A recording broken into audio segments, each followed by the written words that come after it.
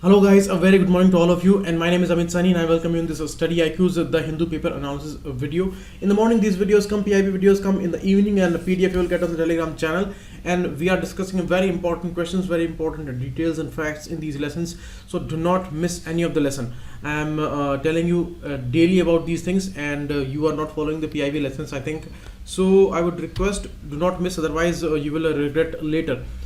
At any given moment, you have the power to say this is not how the story is going to end. How beautiful line this is. You see any successful person, you see any person who is on heights and who has done something really achieving in his life or in her life. You will not find similarities. There are differences. Maybe somebody did it that way, somebody did it that way, and somebody became successful at that age, somebody became successful at that age. In those conditions, somebody was having a different kind of condition. So it is all unique stories, but they set trends and we follow trends. So do not follow trends. Always become a trendsetter.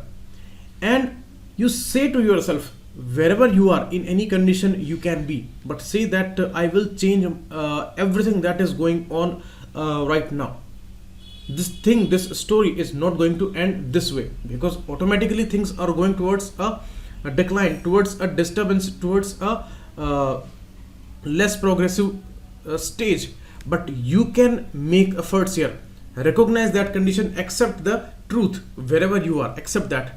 Maybe you are the worst person on the earth, accept that, and then you can do something positive from that point of time, and then slowly make bigger and bigger goals, keep achieving them, and you will become successful. And in this process, whatever I said, in this process you will remain constant, because you are focusing on yourself, you are focusing on your mistakes, and you are dealing with them, and you are improving them. So in this process you are focused on your own, and this is how you make progress in the life.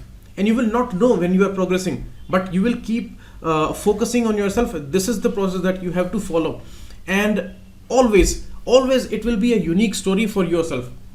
It will not be some other person's story. So do not care wherever you are, in which condition you are, when you are achieving and what you are achieving. It is all your story. So many ups and downs in your story, it will make it more interesting. Okay, so that's a great way to deal with your life and deal with your depressing phases, like in this examination or in this youth age when you are aspiring to become something. So try to follow your own instincts, but be honest with yourself, and be hardworking, be progressive, be positive, and everything you should achieve according to your own capabilities. And capabilities you should acquire more and more with the help of consistent hard work. This is the way. Okay, so do not care about anything else, care about yourself, care about your story, that it is your story. Maybe you are late, maybe you are insulted today, but it is your story and you made it this way. So this way should be important, and everyone has their own way. Just when the stories are created, when they become successful, then trends are set. Okay, now these are the examinations that their courses are available on the StudyIQ's website. You can visit them, and all are important courses created by experts and selected people. Daily I tell you about them, saving lakhs of your rupees. You can study at your home peacefully. So this much great these courses are. Vijay Gokhale, he's our foreign secretary. He has been there in China, and Yang Lee is foreign minister from China. They both had discussed many issues, not giving hype to the Masood Azhar issue, and they are discussing many important bilateral issues. So that's important. The International Fleet Review, IFR, is also going on with China. This is the exercise that I discussed in the PIB lesson, that many countries, they do that, and they assess their own capabilities, and they evaluate others' capabilities also in these fleet reviews. We also did our fleet review, international fleet review, in 2016 of the Visakhapatnam coast. So now China is doing that, and we have sent our INS Kolkata and INS Shakti there. So this is the thing that is going on. Qingdao, China is the place where this IFR is going on. Next, India is the largest consumer of silver and gold. That is correct statement. But India does not export silver.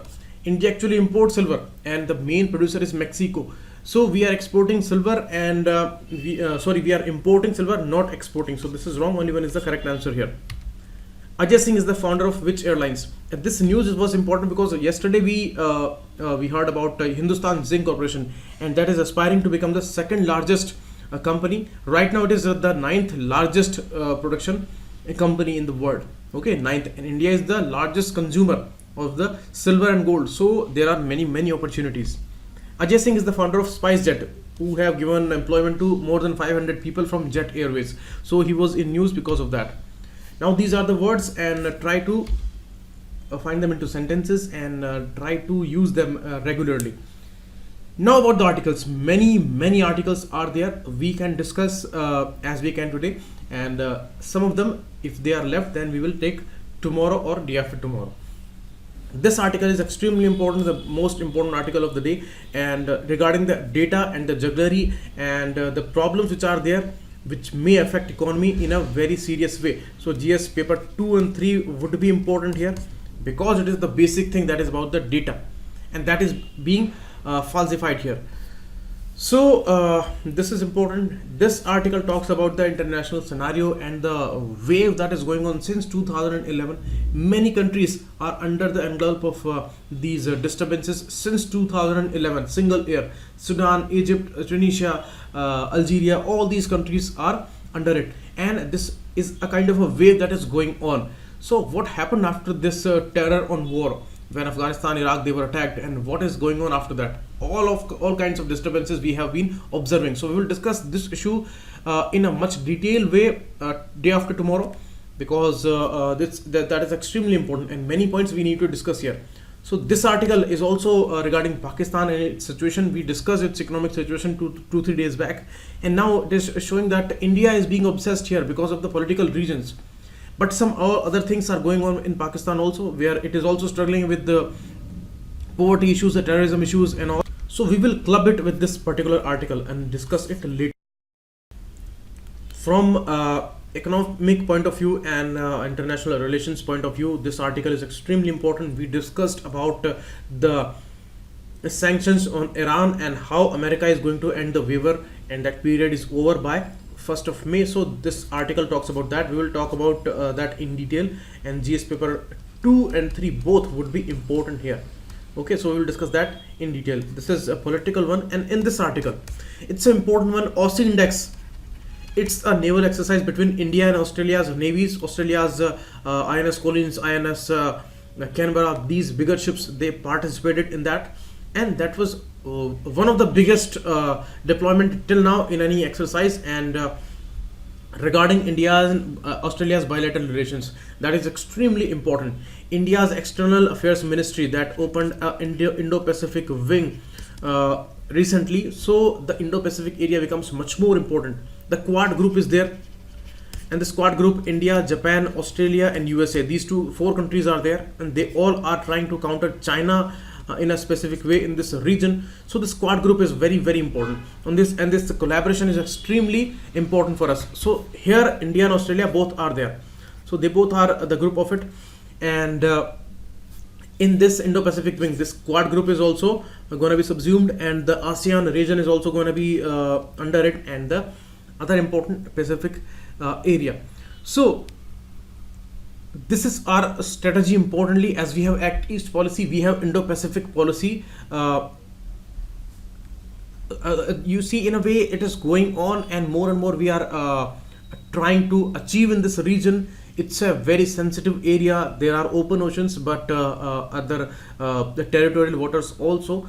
But the collaboration between these countries, that's extremely important, because a bigger part of the world trade, the oil transportation and all, that is going on through this region. And here, if the cooperation becomes greater between countries like India and Australia, Indonesia and the Myanmar, these kind of countries, then we will have certain edge here, because the countries, they know about China, and China's growth, although it is increasing, but more negatively, because these countries like Sri Lanka and Myanmar and all, they are having these debt traps here, and people would want India more in these countries, because India's image is much more peaceful, and we are not capturing their sovereignties and all.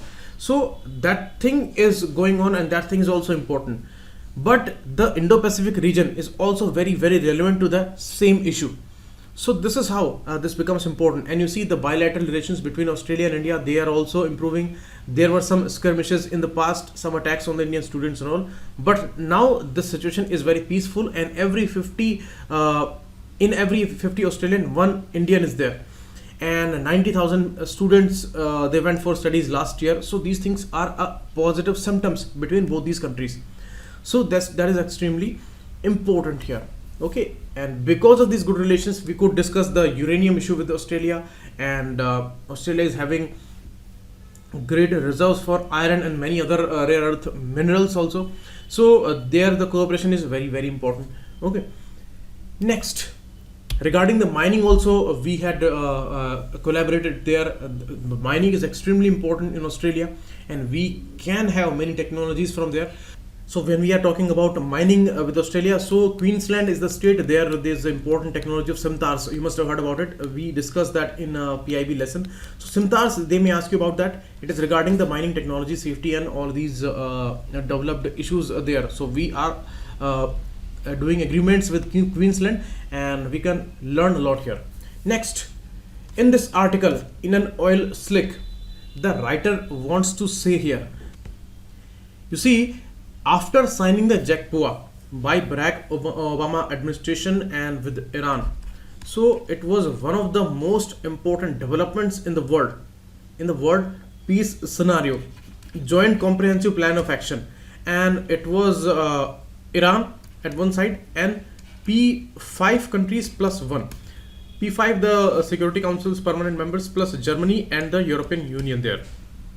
So they signed this JCPOA, and according to that, Iran allowed all these international energy agencies officials that you can visit these important sites there, and we will make you available all these informations regarding that, and remove the economic sanctions on us, and it would be a cooperation stage. So that was a big achievement, and actually all countries appreciated that move. And that was the biggest achievement of Obama administration in a way in this nuclear platform. But the Trump administration, that created many problems in the world. They withdrew from it. First they said that Iran has not given crucial information on the past nuclear reactor project there, and because of that we want to withdraw from that. So Israel and USA, these both countries, they objected to this issue, and US withdrew from this JCPOA. And now he said to all these countries who are involved with trade, involved with Iran for the trade, so it threatened all these countries, including India, that if you are going to continue trade with Iran, I may impose these sanctions on you. So CAATSA is the provision that is important here. CAATSA, as I told you yesterday also, countering America's adversaries through sanctions. So this is CAATSA. So it is going to impose that, and now it is threatening that SWIFT is a system where headquarters there in Belgium's Brussels, and this SWIFT is actually a society for worldwide interbank financial telecommunication. It actually transports financial messages between these banks, because more than 11,000 financial institutions, banks, these are members of this SWIFT system. So it transports messages in a highly secure manner. So these banks are dependent on the system. It's a very fast system, it's a secure system, and this particular system SWIFT does not hold any accounts for its members and all. These banks and all, they have their own separate accounts and collaborative systems and all, and settlement systems. So they do that process later. First the financial message is being transported by SWIFT system. So SWIFT is very basic to these banking systems these days. So America is threatening here that it may take out countries out of the SWIFT international banking system, and it will freeze on a dollar transaction and US assets. So here some financial institutions, they are feeling this stress, and they are saying now that we will stop doing trade with Iran. So now the official stand of India is also under this particular pressure by USA. Officially, Dharmendra Pradhan, our minister, yesterday said that it may come to nearly zero, the oil import from Iran. Alternatives are there. Saudi Arabia and other OPEC countries are there. Iran is also a member of OPEC, and Qatar from January 1, it is out of OPEC system, and Indonesia is already out since 2008. So this is about OPEC, but alternative is there with Arab and other countries. America is also going to support that. So America says that arrangements would be done, but stop trade with Iran. Otherwise, sanctions would follow with you also. So the writer wants to say here, we have traditional relations, we have great relations in Afghanistan and in Iran. Both countries, the situation is almost similar regarding India. They both are expecting India to be there as an active player, and there are good relations. Their leaders and all, they expect a lot from India, and they are very supportive here. China is a hostile country, but Afghanistan and Iran, these two countries are more in a good favor with India. Chabahar port we are developing together. We are opposing China's CPEC through Gwadar port, and this Chabahar port is actually fighting that issue. So the progress has been slow on Chabahar already.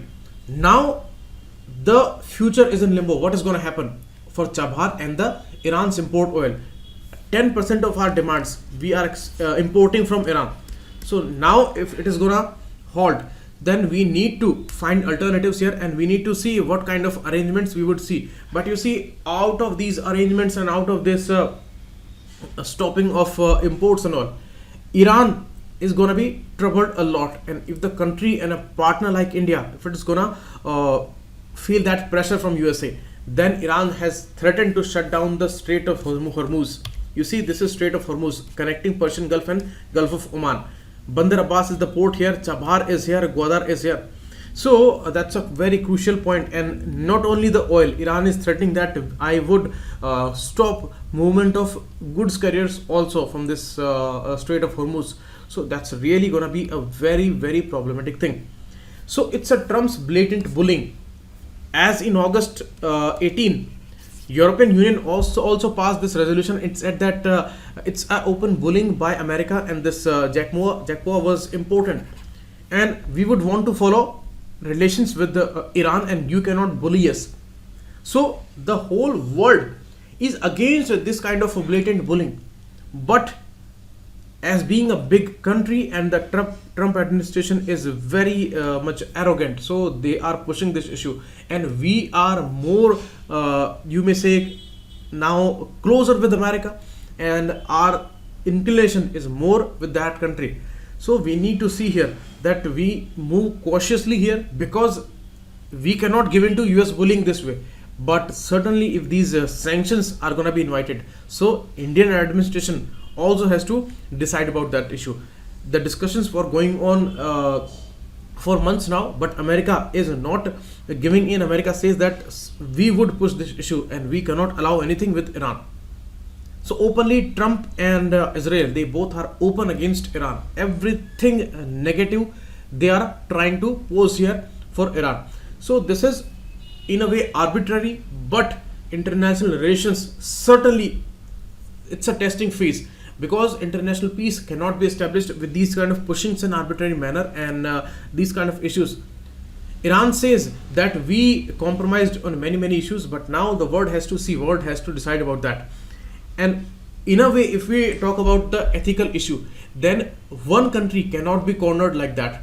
If they were ready to share informations and this agreement was achieved, then some progress should have been there, and some positive developments could have been there. The way they developed a good equation with the North Korea now, and they are organizing these nuclear summits. Third summit is going to be there. So America could have gone for a positive discussion, but now they are being hostile here, and they withdrew from this JACPOA. So that's really problematic an issue. Next, problem with cherry picking data. And you see in that Iran issue, China has given its stand, not officially, but it says that it will not give in these bullying, and we will continue with Iran. We cannot and we will not. Next, Arun Kumar, in this article regarding the data issue, it says that the data regarding farm suicides, they are not available since 2016. Employment data by NSSO, that they are denying, that is their own data, it's a government data.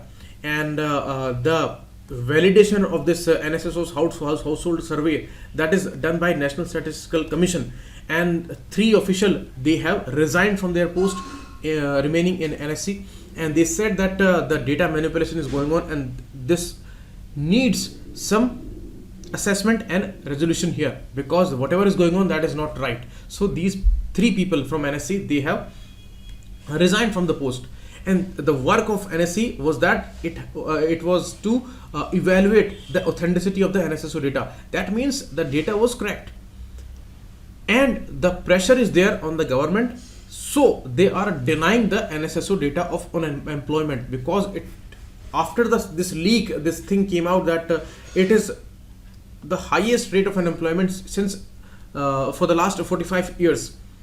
So that is missing Mudra data, which they were talking a lot about. First of all, the logic was not appropriate. They were saying that we provided loans to many people, so it created this much employment. How they can be sure of employment after giving loans? Because these are the loans. This is not any grant, and loans, they need to pay back these loans.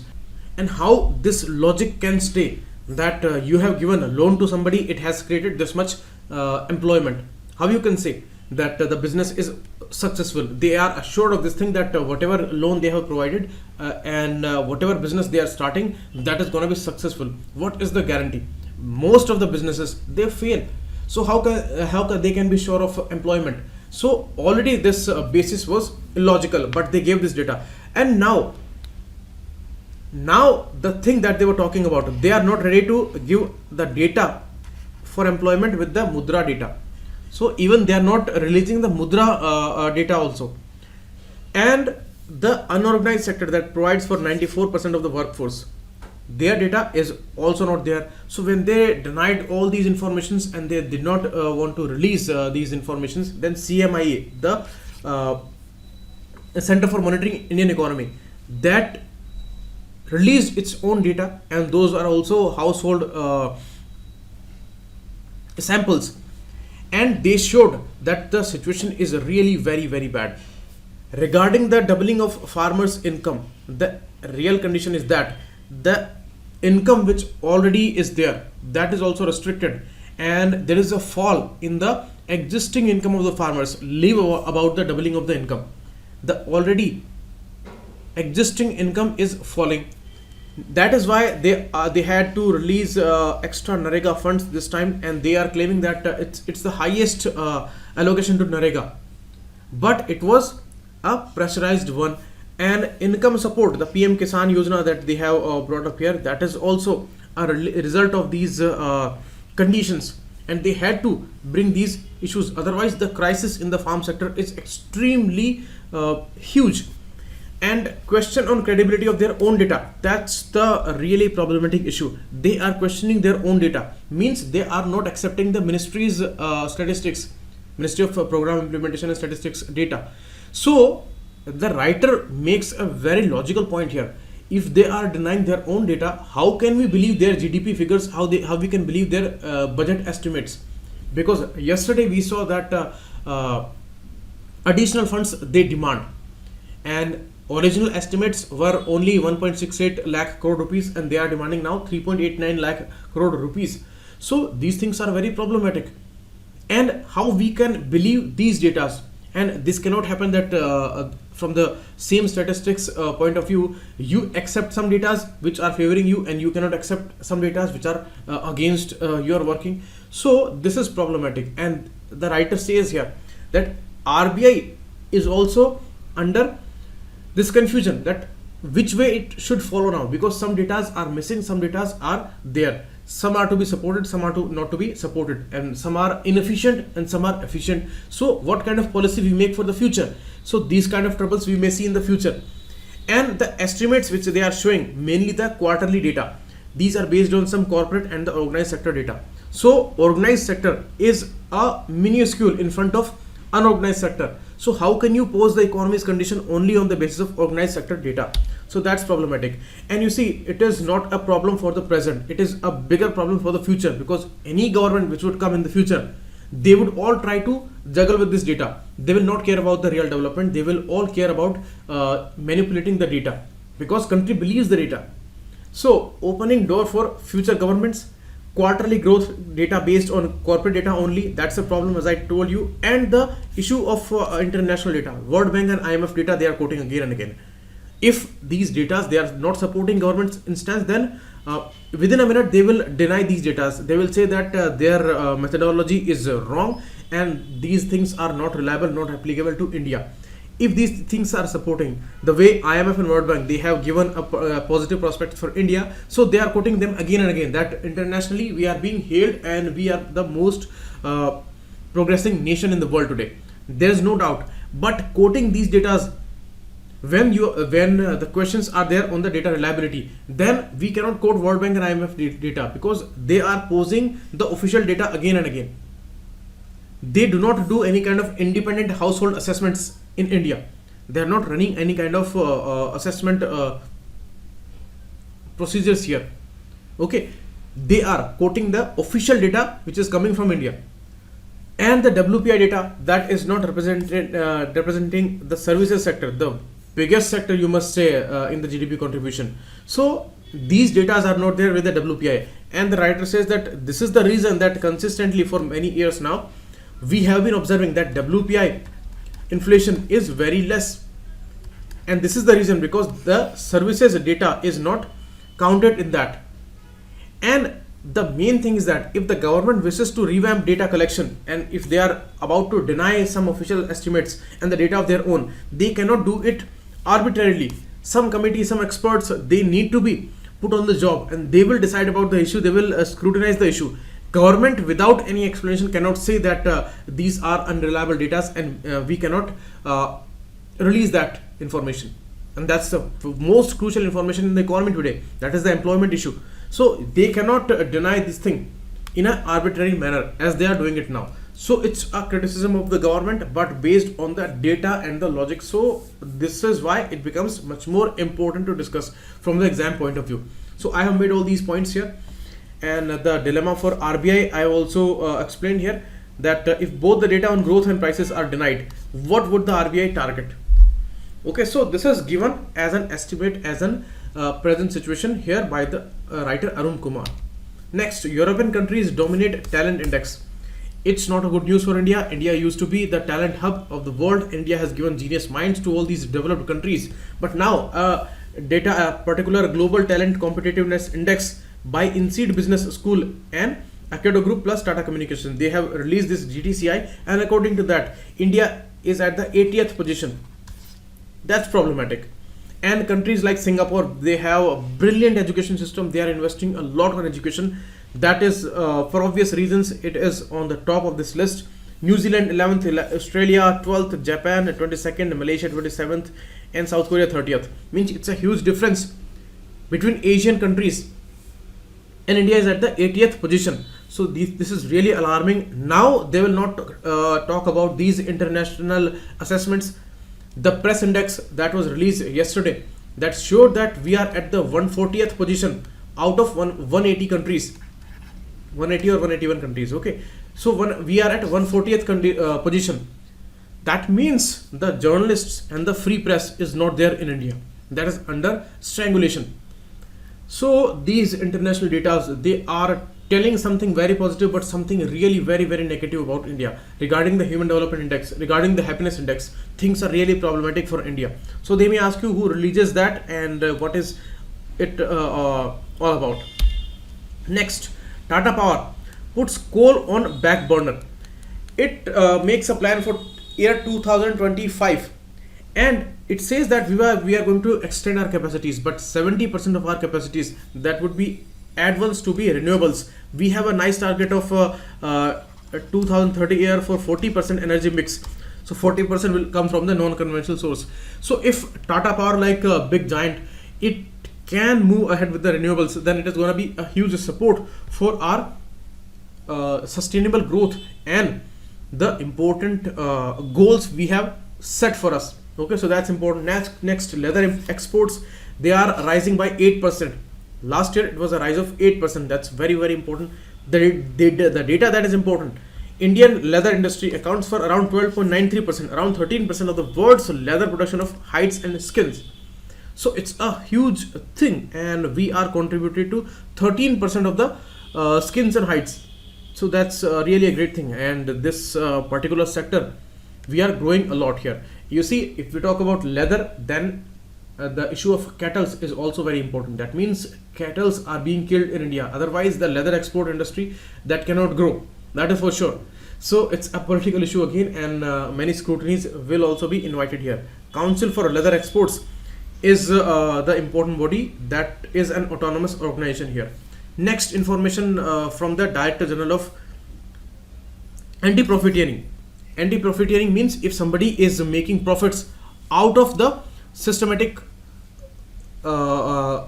manipulation and all. How? P&G is the company that makes all these fast moving consumer goods like shampoos, Head and Shoulder, Pantene, cosmetic brand, Olay, shaving creams, dental hygiene brands, Gillette and all. These are manufactured by P&G.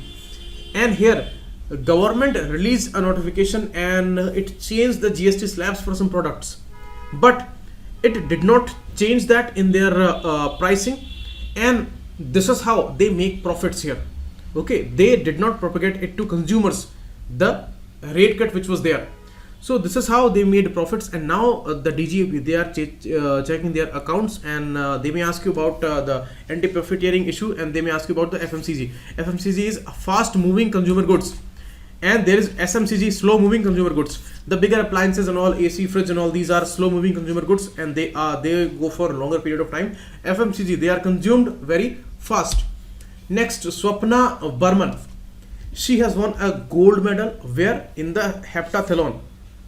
Women's heptathlon, it's a combined event. 7 events are there, 7 important parts of the games, you can say, and these are completed in 2 days. 4 events, one in the first day, and 3 events in the second day.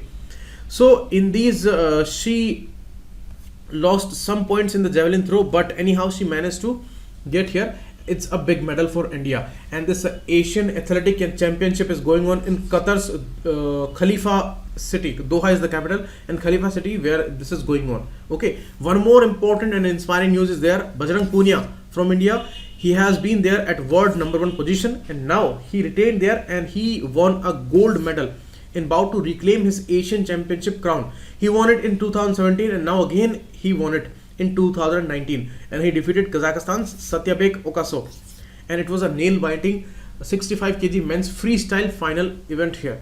So Bajrang Punia, it may be asked, world number 1. Next, Vice Admiral Verma moves to tribunal. He was the senior most person, but he was not chosen for the job of Naval Chief.